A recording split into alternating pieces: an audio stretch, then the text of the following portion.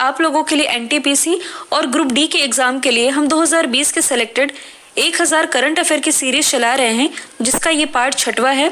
Already हम लोगों ने जनवरी, फरवरी, मार्च, अप्रैल और मई के सिलेक्टेड करंट अफेयर डिस्कस कर लिए हैं और आज का ये जो जून मंथ का पार्ट है, इसमें हम June month topic wise cover करेंगे। ये सभी टॉपिक कवर किए जाएंगे जो कि आप स्क्रीन में देख पा रहे हैं। तो स्टार्ट करेंगे हम इम्पॉर्टेंट डे से। सबसे इम्पॉर्टेंट है 5 जून, क्योंकि इस दिन मनाया जाता है विश्व पर्यावरण दिवस, जिसकी थीम थी टाइम फॉर नेचर। 7 जून को मनाया जाता है विश्व खाद्य सुरक्षा दिवस, जिसकी थीम थी फूड सेफ्टी एवरीवन्स बिजनेस। 8 जून को मनाया जाता है वर्ल्ड ब्रेन ट्यूमर डे। और क्या मनाया जाता है?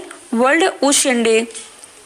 14 जून को मनाया गया विश्व रक्तदाता दिवस, जिसकी थीम थी सेफ ब्लड सेव लाइव्स। 20 जून को मनाया जाता है विश्व शरणार्थी दिवस, जिसकी थीम थी एवरी एक्शन काउंट्स।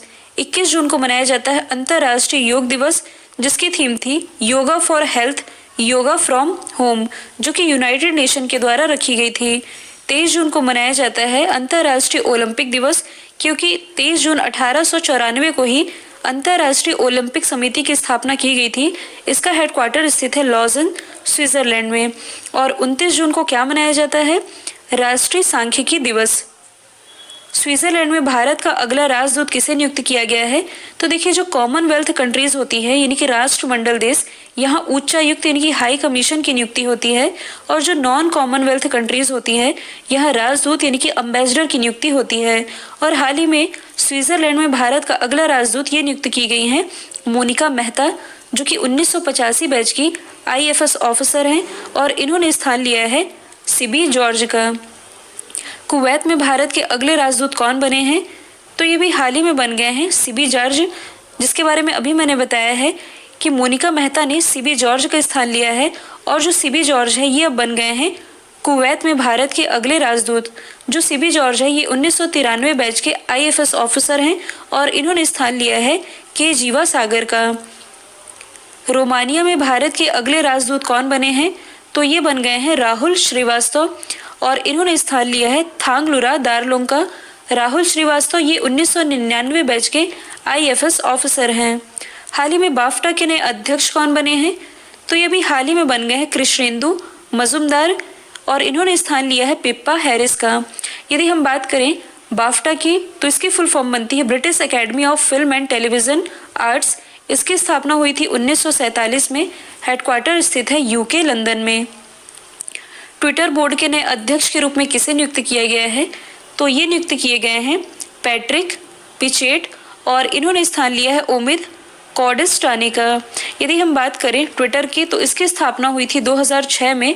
हेडक्वार्टर स्थित है कैलिफोर्निया USA में और इसके जो CEO है इनका नाम क्या है? जैक। नेशनल फर्टिलाइजर लिमिटेड के CMD का पदभार किसने संभाला है? तो नेशनल फर्टिलाइजर लिमिटेड के नए CMD बन गए हैं VN दत्त। यदि हम बात करें नेशनल फर्टिलाइजर लिमिटेड की, तो इसकी स्थापना हुई थी 1979 में। हेडक्वार्टर स्थित है WTO में। भारत के नए राजदूत कौन बने हैं? WTO यानी कि वर्ल्ड ट्रेड ऑर्गेनाइजेशन। तो WTO में भारत के नए राजदूत ये बन गए हैं ब्रजेंद्र नवनीत, जो कि तमिलनाडु कैडर के 1999 बैच के IS ऑफिसर हैं। 75वीं संयुक्त राष्ट्र महासभा यानी कि यूनाइटेड नेशन जनरल असेंबली के अध्यक्ष के रूप में किसे नियुक्त किया गया है? तो ये बन गए हैं वोल्कन वोस्किर और इन्होंने स्थान लिया है तिजानी मोहम्मद बंदे का। देखिए, जो यूनाइटेड नेशन जनरल असेंबली के अध्यक्ष होते हैं इनका कार्यकाल 1 साल का होता है। मतलब कि वोल्कन वोस्किर ये 1 साल के लिए नियुक्त हुए हैं। BMW इंडिया के नए अध्यक्ष कौन बने हैं? तो ये भी हाल ही में बन गए हैं विक्रम पावर। यदि हम बात करें BMW की, तो ये एक जर्मन ऑटोमोबाइल कंपनी है। उत्तराखंड क्रिकेट टीम के मुख्य कोच के रूप में किसे नियुक्त किया गया है? तो ये नियुक्त किए गए हैं वसीम जाफर। इनसे रिलेटेड एक मोस्ट इम्पॉर्टेंट फैक्ट आप याद रखेंगे, रणजी ट्रॉफी में सर्वाधिक रन बनाने वाले व्यक्ति ये वसीम जाफर ही हैं, जिनकी नियुक्ति उत्तराखंड क्रिकेट टीम के मुख्य कोच के रूप में की गई है। MCC के 233 साल के इतिहास में अध्यक्ष बनने वाली पहली महिला कौन बनी है? तो ये बन गई हैं क्लेयर कोनोर।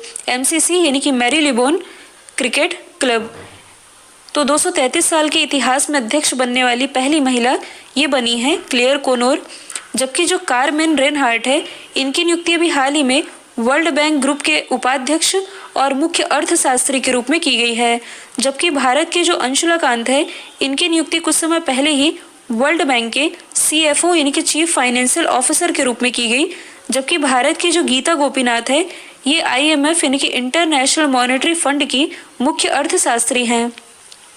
भारत के अटॉर्नी जनरल का कार्यकाल 1 साल के लिए बढ़ाया गया है। इनका नाम क्या है? तो ये हैं KK वेणुगोपाल जी। यदि हम बात करें अटॉर्नी जनरल के पद की, जो कि भारत सरकार का मुख्य कानूनी सलाहकार होता है, तो हाल ही में अटॉर्नी जनरल KK वेणुगोपाल का कार्यकाल बढ़ाया गया है। जबकि जो हमारे सॉलिसिटर जनरल हैं तुषार मेहता, इनका कार्यकाल भी बढ़ाया गया है। सॉलिसिटर जनरल जो कि भारत सरकार का दूसरा मुख्य कानूनी सलाहकार होता है। FSSAI के नए मुख्य CEO कौन बने हैं? तो ये भी हाल ही में बन गए हैं अरुण सिंघल। यदि हम बात करें FSSAI की, तो इसकी फुल फॉर्म बनती है food safety and standard authority of India.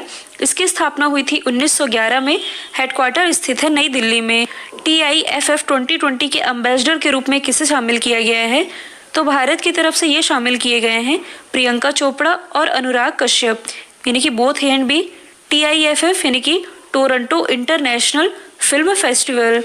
किस अभिनेता को बिहार खादी के ब्रांड एम्बेसडर के रूप में नियुक्त किया गया है? तो हाल ही में जो बॉलीवुड अभिनेता हैं पंकज त्रिपाठी, इन्हें बिहार खादी का ब्रांड एम्बेसडर बनाया गया है। सलमान खान तो ये कुछ समय पहले ही पेप्सी और रियलमी के ब्रांड एम्बेसडर बने हैं।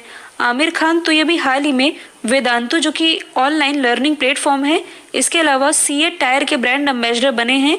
जबकि सुनील शेट्टी ये भी हाल ही में नाडा यानी कि नेशनल एंटी डोपिंग के एम्बेसडर बनाए गए हैं। विजडन इंडिया के एक पोल के अनुसार पिछले 50 साल के सर्वश्रेष्ठ टेस्ट क्रिकेटर का पोल किस खिलाड़ी ने जीत लिया है? तो ये जीता गया है राहुल द्रविड़ के द्वारा। लीजेंड ऑफ सुहेल देव किताब किसके द्वारा लॉन्च की गई है? तो देखिए, लीजेंड ऑफ सुहेल देव किताब ये लिखी गई है दिग्गज राइटर अमीश त्रिपाठी जी के द्वारा। तो इसके राइटर होंगे अमीश त्रिपाठी जी। हाल ही में मी टू किताब किसके द्वारा लॉन्च की गई है? मतलब कि ये जो किताब है मी टू, ये किसके द्वारा लिखी गई है? इसके लेखक है करण पुरी। किस राज्य के सहारनपुर में 50 लाख साल पुराना स्टेगोडॉन प्रजाति के हाथी का जीवाश्म मिला है? तो ये मिला है उत्तर प्रदेश के सहारनपुर जिले में। देखिए, ये वही सहारनपुर जिला है जहां भारत के पहले मास्क ATM की शुरुआत की गई है।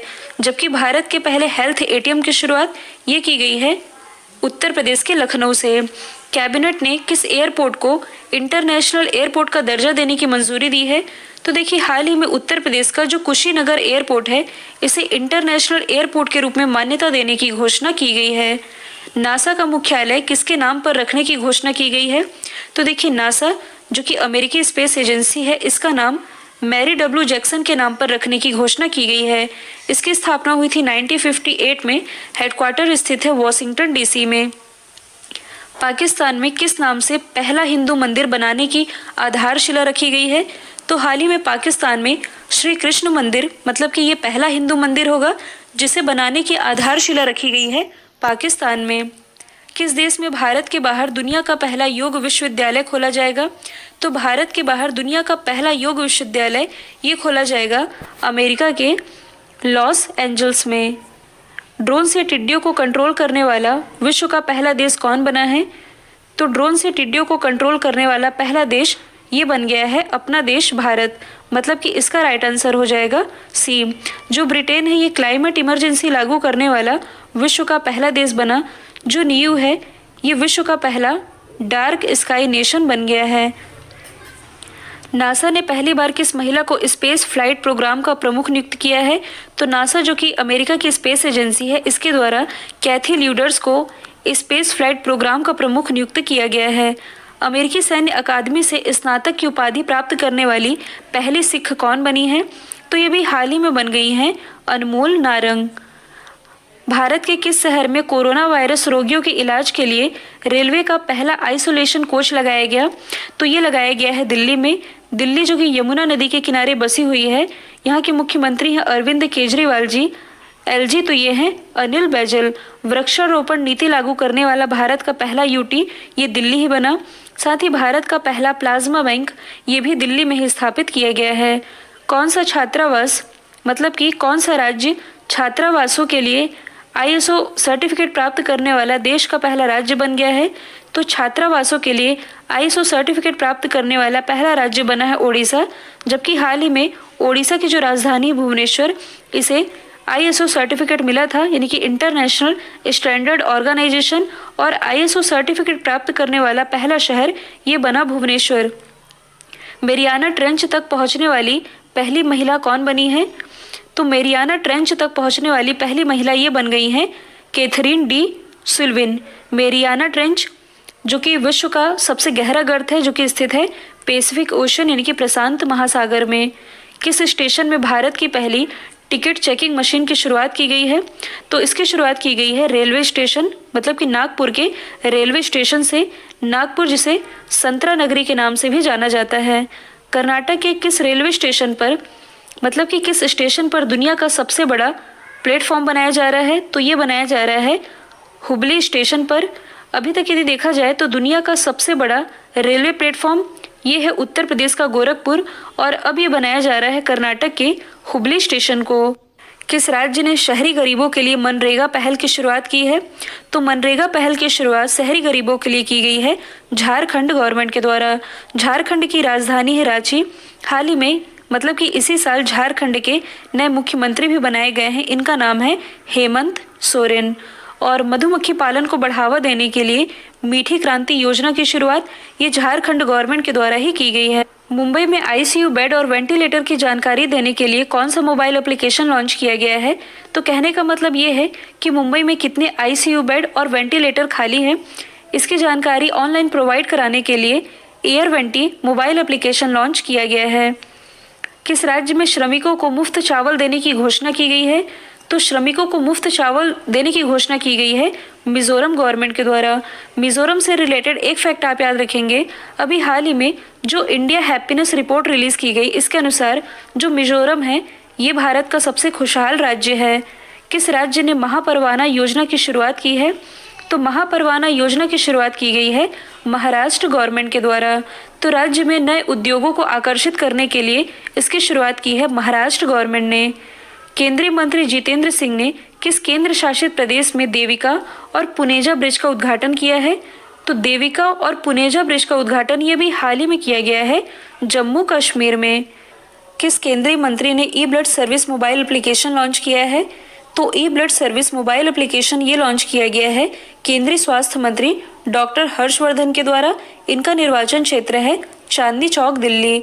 और अभी हाल ही में WHO यानी कि वर्ल्ड हेल्थ ऑर्गेनाइजेशन की कार्यकारी समिति का अध्यक्ष ये डॉक्टर हर्षवर्धन को ही चुना गया है। किस राज्य सरकार ने गरीबों के लिए इंदिरा रसोई योजना की शुरुआत की है? तो इसकी शुरुआत की गई है राजस्थान गवर्नमेंट के द्वारा। और ये जो इंदिरा रसोई योजना है इसके अंतर्गत गरीबों को 8 रुपये में भरपेट भोजन प्रोवाइड कराएगी राजस्थान गवर्नमेंट। राजस्थान से रिलेटेड एक फैक्ट आप याद रखेंगे, बायोफ्यूल पॉलिसी यानी कि जैव ईंधन नीति लागू करने वाला भारत का पहला राज्य ये राजस्थान ही है। किस राज्य में मुख्यमंत्री मातृ पुष्टि उपहार योजना की शुरुआत की गई है? तो इसकी शुरुआत अभी हाल ही में की गई है त्रिपुरा में। किस राज्य सरकार ने गोधन न्याय योजना की शुरुआत की है? तो इसकी शुरुआत की गई है छत्तीसगढ़ गवर्नमेंट के द्वारा। छत्तीसगढ़ में स्थित है अंबिकापुर, जहां भारत का पहला गार्बेज कैफे स्थापित किया गया है। साथ ही जो बीजापुर है, हाल ही में नीति आयोग के द्वारा जो आकांक्षी जिलों की लिस्ट जारी की गई, इसे टॉप किया था बीजापुर ने ही, जो कि स्थित है छत्तीसगढ़ में ही। अब देखिए स्टेट से रिलेटेड जो भी स्कीम है इसके बारे में मैं आप लोगों को डिटेल में इसलिए ज़्यादा नहीं बता रही हूँ क्योंकि ये उतना इम्पोर्टेंट नहीं है। स्कीम वे ज़्यादा इम्पॉर्टेंट होती है जो कि केंद्र सरकार के द्वारा लॉन्च की जाती है। हालांकि दोनों ही इम्पॉर्टेंट होती है, स्टेट गवर्नमेंट की स्कीम और सेंट्रल गवर्नमेंट की स्कीम। लेकिन जो भी स्कीम स्टेट गवर्नमेंट जारी करती है इससे रिलेटेड केवल आप लोगों को की पॉइंट याद रखना है, जबकि वे सभी स्कीम जो कि केंद्र सरकार लॉन्च करती है इससे रिलेटेड A to Z चीज़ें आप लोगों को मालूम होनी चाहिए। हाल ही में किस IIT ने इंडियन रिसीवर चिप जिसका नाम है ध्रुव ये डेवलप किया है? तो ये भी हाल ही में डेवलप किया गया है IIT बॉम्बे के रिसर्चर के द्वारा। साथ ही कोरोना मरीजों को ट्रैक करने के लिए क्वारंटाइन मोबाइल एप्लीकेशन ये भी IIT बॉम्बे ने ही डेवलप किया था। कौन सा देश संयुक्त राष्ट्र सुरक्षा परिषद यानी कि यूनाइटेड नेशन सिक्योरिटी काउंसिल का अस्थायी सदस्य बना है? तो तो देखिए, हाल ही में जो अपना देश भारत है, ये यूनाइटेड नेशन सिक्योरिटी काउंसिल का 8वीं बार अस्थायी सदस्य बन गया है। तो दोस्तों, ये थे जून मंथ से related top 50 important question. I hope ये वीडियो आप लोगों को पसंद आया है। इसका जो नेक्स्ट पार्ट है, जिसमें कि हम जुलाई मंथ के सेलेक्टेड इंपॉर्टेंट करंट अफेयर को कवर करेंगे। तो इस सीरीज के साथ आप बने रहिए। वीडियो यदि पसंद आया है तो लाइक और शेयर करना बिल्कुल मत भूलिएगा। तो आज के लिए